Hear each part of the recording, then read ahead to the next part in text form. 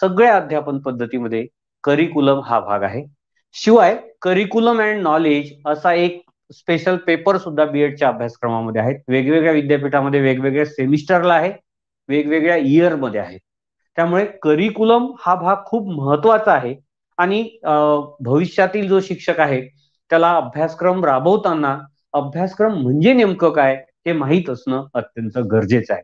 Open युनिव्हर्सिटीचे जे बीएडचे विद्यार्थी आहेत त्यांना सुद्धा करिक्युलम नेमकं काय आहे, what is mean by curriculum हे माहीत असणं अत्यंत गरजेचं आहे. तुमच्याचपैकी एका विद्यार्थिनीने ग्रुपवर प्रगती नावाच्या विद्यार्थिनीने मला सांगितलं की सर करिक्युलमवर एक सेशन घ्या, म्हणून त्यांच्या विशेष आग्रहावरून आपण आजचं सेशन तुमच्यासोबत शेअर करतो आहोत.